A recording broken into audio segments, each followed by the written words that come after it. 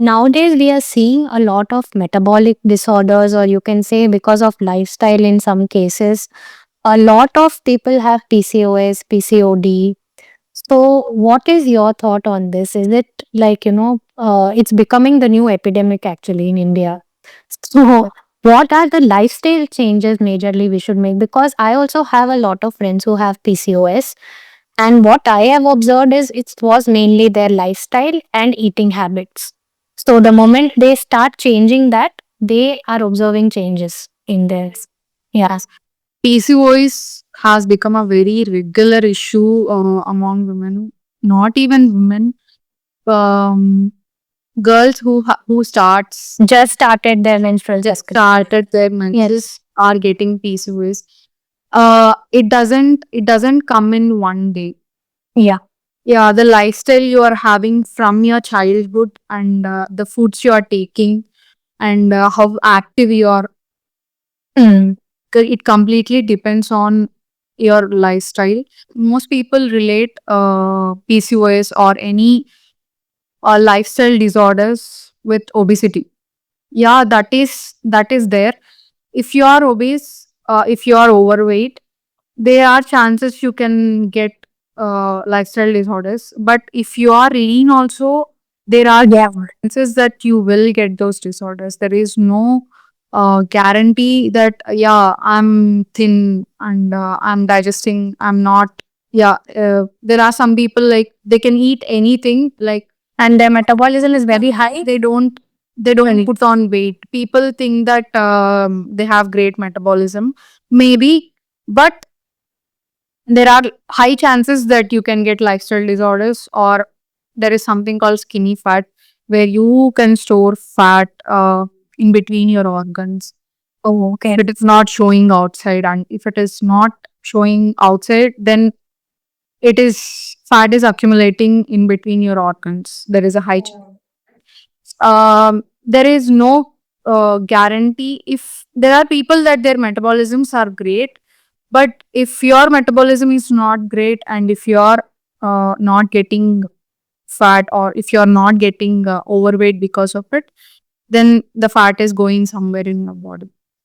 Okay. So coming to metabolic disorders, after certain age you see most people having it.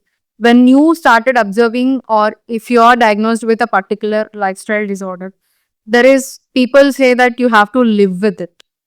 No, there is nothing like that. One live example is myself. I used to have PCOS and I struggled with it for almost six to no for almost 7 to 8 years now. And recently, when I visited doctor and I got tested, she said you no longer have Oh, that's great. PCOS. And That's also my PCOS is not as high as most people have. So what I did was they gave supplements and everything, but I used minimum what are required supplements that I should take, and I did not use. There are few doctors who suggest you more medicines than required. So just really look out and know what you're taking, what medicines you're taking, and do lifestyle changes like move more, eat lots of protein, carbohydrates in a right way. Do not take refined carbohydrates, and um, lots of fiber, meaning vegetables and fruits. Include vegetables and fruits in your diet, and hydrate well. Hydrate okay. and movement. Movement is the most important thing, and managing your stress levels. Doing these things, and sleep. Sleep is, you should prioritize sleep to the next level if you are having these kind of lifestyle disorders. Lifestyle disorders. Okay. Also, I think seeds are also very good, no, for PCOS. Good fats and omega 3 fatty acids. These omega 3 fatty acids are great because they suppress your food cravings. Like they satiate your body. Yeah, anything, not only just these omega 3 fats. Protein does the same thing. Okay. Protein takes longer time to digest so that you are full for the longer time. You won't feel hungry for the longer time. People think that when they take protein, it is not digesting well. No, it's not that. Maybe because you're taking too much at a time, or you're taking too much. If you're someone who didn't take protein at all and you're taking it now, don't take it in a large amount. Start with small and increase the quantity over time. And protein keeps you full for the long time. So prioritize protein in your food. That way, you won't snack. If there are people who have this habit of snacking a lot, protein helps with stop snacking. So yeah, not only PCOS, thyroid also. Thyroid is also whether it's not any like some disease you get from thyroid is also lifestyle disorder. It's you can manage it. You can manage your thyroid levels with good medication. Medication is completely required for thyroid. For thyroid, yes, yes. Yeah, it's completely necessary. And just because you're taking medication doesn't mean you shouldn't concentrate on your lifestyle and diet. You should do that also. By doing that and having proper medication, your thyroid levels are gonna be in control. Okay. Got And and one more thing, most people who are doing these things must keep this in mind that these things are lifestyle changes. Okay, once maybe you get PCOS and you want to clear that problem, so you do all these changes, whatever you want to do to decrease this disorder. Just don't do that particular time, but for particular, just leave. follow it throughout your life. Yeah, you just these Yeah. things are lifestyle changes for a reason because you have to maintain it for life. It's not a people think that they're trapped in this. Like, yeah, I can't eat outside anything. Like, enjoy the tastes I want to. Have a different perspective and healthier perspective so that different and change the mindset, change your mindset so that you can enjoy whatever you're having, whatever it is doing to your body. You are blessed if you're moving your body every single day. Even if you're having PCOS or thyroid or whatever, we are blessed because there are people who can't move their fingers and wish is something about it.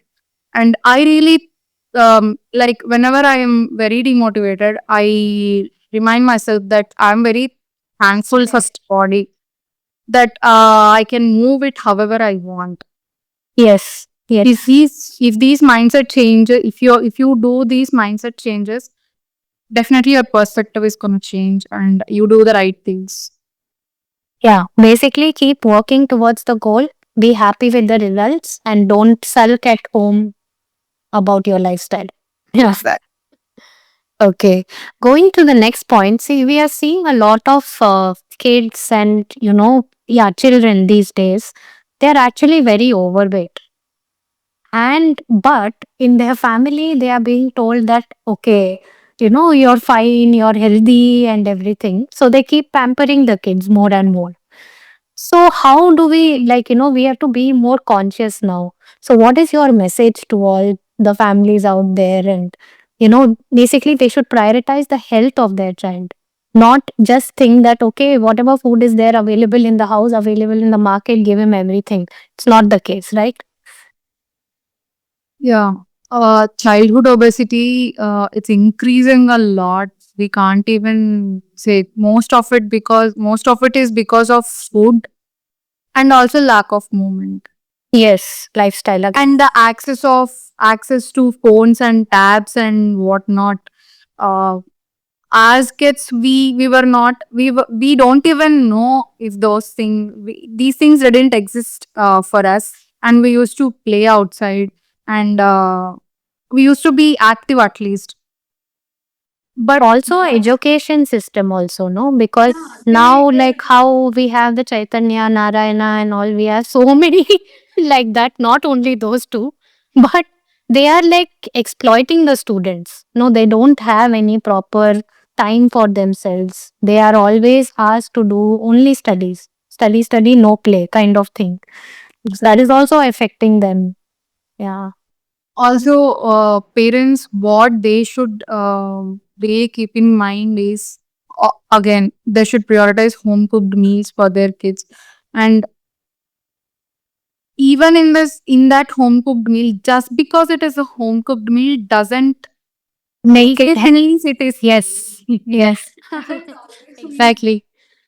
We do like all the snacks at home. If you're doing some vada or some anything, there's anything fried in oil, Yeah. maybe you can have it once in a while, but not every day, even for the kids, even for kids. Yes. Because what you get used to in your childhood, even I'd say from the moment you are born, I mean from the start you get only mother's milk, and after a point you get solids after 6 months, and it goes on and on. First 3 months we don't really understand, or we don't really think that it is important, but first 3 months of baby's food, what parents are feeding their baby is very important, because that's where those 3 years actually define your gut microbiome. Okay. That's where the initial gut microbiome develops in for, I mean, a person technically, but for baby, those 3 years Are very crucial. are very crucial. But that doesn't mean it doesn't change over time. If it gets really bad when you're adult, there is a way to fix it. But for child, it is important to have proper meals, and don't just think that if your baby is chubby or have like lots of cheeks, big hands. No, it is playful. I agree, it is playful and it is cute. But at what cost? At what cost your Yeah. playfulness? It is definitely, you think that you are feeding your child in a good way, but that kid is getting obese, and he or she, they are used to eating certain quantity, and their stomach is getting used to certain quantity, Yes. Yes. and it gets carry forward to rest of their lives. Yes, yes. So say suppose later on in their life they want to make some change, for them it will be really difficult. Yeah. And they not accept it only for the first few years, saying that no, my mom used to give me this when I was that time nothing happened. No, why I should change it now? So these things will come. And also, thankfully, if that kid gets into sports or some really active things, and gets into normal weight, healthy in a healthy way, then it is fine. But nowadays, there are no sports. Mostly, I don't say completely. There are no activities for kids, but there are. But what I'm seeing is, if you want your kid to have an activity, you have to take it off outside school. Yes, exactly. If you want to develop, if you want your kid to have a sport in their life, you have to go to a separate academy or something. Yeah.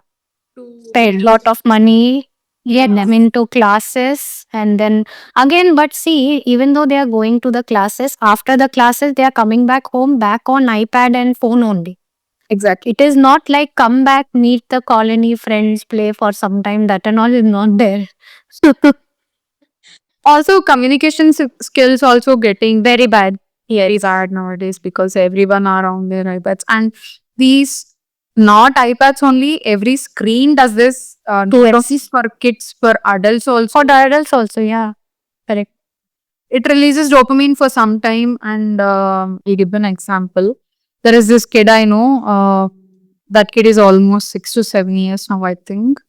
From the childhood, the child was completely glued to iPad cartoons, or okay, Hmm. she's sure he is watching.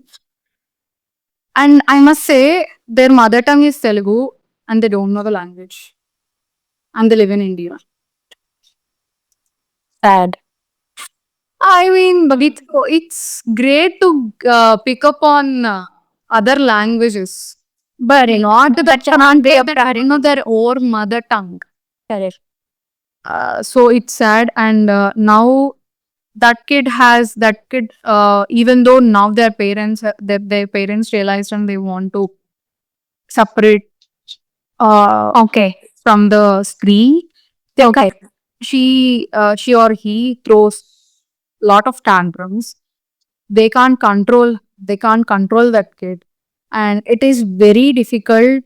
They have they're willing to take that kid out and to play, but the kid is not accepting. Like they're in a very difficult situation that they kind of asked like how they should get out of this situation. It's very difficult.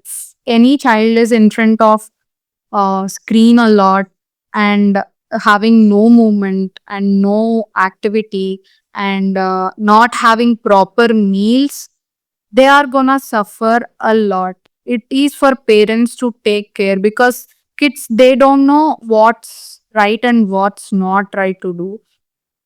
They say that they are not listening very simply, but I think it is for you to realize what bad's gonna happen if you just leave it there. Listen to your child. Correct. Listen to your child, and if you give in what they're asking. Actually, one important point is when they are very small, maybe it's like both the parents are working. So, just to keep the child engaged, they are giving some electronic items in their hand. If you stop that right from the beginning itself, then you will not face this problem when they reach the teenager age, which is very difficult to handle and which is leading to lot of diseases also. Not even teenage, there are kids that are 6 year old, 7 year old. I have seen few that they don't even talk to their parents much. They don't even converse much. They don't even know who their relatives were, who their family members were, and they just sit and watch um, screens all day, and they don't even know what they're eating. They don't even know what they're putting into their mouth, and I mean, they don't understand what they're eating. And parents, if even if parents are trying to do it, they have reached a point where they don't listen. The kids don't listen. That point, you have to really take care of them from the get go. And if this happens, It's okay to be strict parents also sometimes. exactly. Yeah. Exactly. I am seeing this gentle parenting reels on Instagram after a particular period of having this screen addiction or not having lifestyle properly. It definitely leads to lifestyle disorders from the very young age, from the age of 7, yeah, even below 10 also. You get lifestyle disorders, you get insulin resistance. There are chances you should get tested to those. Like from my perspective, a 6 year old, 7 year old going to blood works and taking like it is a very It is unnecessary. Yeah. it is unnecessary for parents also to witness it. It is a lot to take. And if you have some kind of disorders, taking medications from that age, it's really bad. So um, don't let things happen to that stage. Don't let things go bad in that way. Take care of how your child wants to grow up as an adult. Yeah. Your take on alcohol intake in general for people, because in many Western cultures, it is considered as good for health to have, say, one glass of wine per day, one glass, like, they do have it. And of course, Indian culture nowadays is getting influenced from there and it's become now part of lifestyle. But many of people in our age have realized it and they have started incorporating the no alcohol approach in their life, which is a good thing. So, what is your intake on? Alcohol in any form, any percentage, even a single glass or single sip is not good for health. In any, like, people say that doctors said that one glass of wine a day is good for health. But One glass of rum is good in the cold weather. now find other ways to cope that weather. Just don't turn to alcohol for it. Yeah, it really messes up with gut health a lot. Not just gut health, completely your body shatters, gets shattered. It also messes up with your brain. If you really want to dive deep and see what really happens, there is an amazing podcast with of Andrew Huberman about this. Oh, okay. Yeah, there is a 2 hour podcast about it. If you really want to go into depths of it, it is it is available. And alcohol also has and I mean, if you take it in a caloric perspective, Yeah. it has calories. Yes. Yes. Rich from calories. One ml of alcohol contains 7 grams of calories. So almost equal to oil, if you say. Yes. Yes. So people don't just stop at one glass or 2 shots or whatever it is they're taking. Yeah. They just go on and on and on. That is the problem. They just don't stop. If it is a social gathering, God knows how many they are taking, how much. Yeah. Social And gathering, and nowadays in offices they are making it like this, official dinners, official parties, have some alcohol. If you're not having alcohol, they are looking down upon you. yeah, All this is very bad practices actually. that's really, if really in corporate settings, if you're not having alcohol, they're like, you're not fun anymore. Yeah, exactly. And they are Hoping forcing to have, yeah.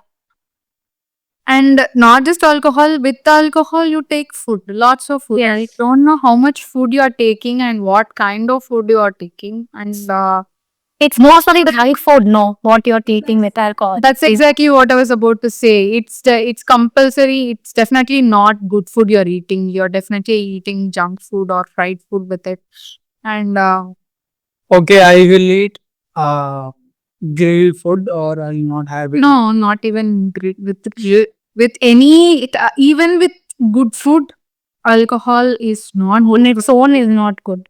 Not even single drop of alcohol is healthy to your body or Necessary. does good to your body. And these days it has become so convenient that you're even getting alcohol mixed with Coca-Cola. That's right. So it has become so convenient. Yeah. Both are harmful. Before that, Both are harmful. At least you can burn out. At least you can burn out the sugars.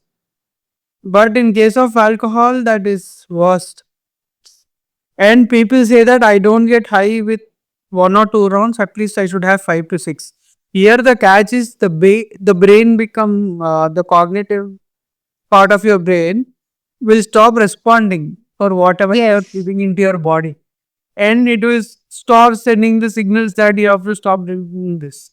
So that's the reason why people just keep on ranting on alcohol. And Yeah. I want to touch this topic because there are so many types of diets in the industry or in our society that everyone who's obese, or like, I necessarily don't say obese, like people are very desperate to lose weight And get into a certain figure. certain figure, which is not ideal.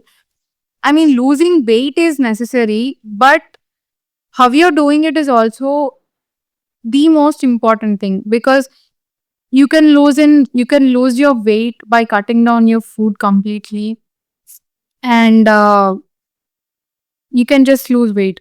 A particular, for example, a woman, if you're not doing any kind, even though you're not doing any kind of diet, a woman need anywhere between, I mean, I mean, I'm saying in ranges because there are, with the differences of height, weight, Different body types. different bond types, a woman should take anywhere between 1800 calories to 2300 calories. I'm just saying as a range. Because even though this is the range, if you're not trying to lose weight, you have to cut down on calories if you want to lose weight. But what people are doing nowadays is they go below 1000 calories, which is completely, Ash diet. it is not safe. Also, it is not safe for our body. People think that, people make it as a goal to lose weight and not look at any other aspect of their health. They just keep weight as a goal, that's it. But they don't see they're losing muscle. Yes, they are losing fat, I will say that, but lot of that is muscle. Yeah. Lot of that is 100% muscle. And the most important thing that you should keep in mind is, how long are you gonna sustain this diet? Sustain it. Yes. That particular diet, whatever you're doing, how long you're gonna sustain? You won't, because if you're eating below 1000 calories, one day definitely you hit that plateau. You're like, I'm done. I can't do this anymore. I eat. Okay, so they just give up and they start slipping into their old habits again. They lose weight again. It happens because I personally experienced all this. This is coming from personal experience. I did all these things and I gained double the weight back. All the weight I lost, and I gained the extra weight also. Extra weight also. Extra weight also. So knowing how to eat, what to eat, how much to eat is very important, because you just can't completely give up the food and lose weight, because you will slip into, and there are people who get health issues because of this very low calorie diet. And Yes. what good comes from it in a long term? What you have to completely focus is long term. Most people like, yeah, in 6 months I have this particular event, I have to attend a marriage, or my own wedding is coming, so I have to look certain way. Both men and women, I'm not just completely saying it only women do it, men also do it. They just cut down on food, they completely starve themselves, look a certain way for that particular event what they're aiming, and they just go back to Again, back to normal. Yes. yeah, your goal is finished. You accomplished it. Then what? It's gone. So they just go back to their old habits and gain all the weight back. I used to think this way in the past, because I was like, yeah, I'll lose this 15 kilos and I'll just eat whatever I want again. Yeah. It's the Exactly. mindset I used to have. But what I realized was, no, it's completely wrong. Again, your mindset is very important, that this thing is a lifestyle change. It's a lifestyle change. You have to make it in a certain way. Yes, this might be boring in a way, but make it interesting. You can't say that every day is fun or every day should be interesting. There are days, yeah, there are days you have boring days. So But that you have normally also. Even if you're having the other, not so healthy lifestyle, every day you're not having fun and amazing food or something, right? exactly. Yeah. And in our country, in India, our diet is carb rich diet. And when you're, most people, we don't really prioritize protein, and we think dal is the protein. Dal is the common. Especially vegetarians. Yes, dal is both carbohydrate. It's carb rich Yes. compared to how much protein it has, to how much carbs. Carb is on the heavier side in dal. So Yes. it's 100% not a protein source. Not a sole source of protein. sole source of protein. Yeah. Yeah. So in a way, find other ways where you can fulfill your protein needs. with age there are lot of changes. We get lot of changes when hormonal changes. Because of hormonal changes our body changes. After giving birth body changes. This is a vast topic because people after women after giving birth they are really getting so pressurized. I don't really want to go deep into this subject because it is really It's a sensitive. vast topic. Yeah. Yeah, because they themselves are pressuring themselves, I and love. people from outside, say family or friends, or it is very common for pregnant women after giving birth, they sustain that weight. They carry that weight for a reason. At least, I think for at least 1 year, they should try to feed healthy in a healthy way, and they should look out for themselves. I'm not saying they shouldn't take care of themselves, or they should completely dedicate themselves to the child.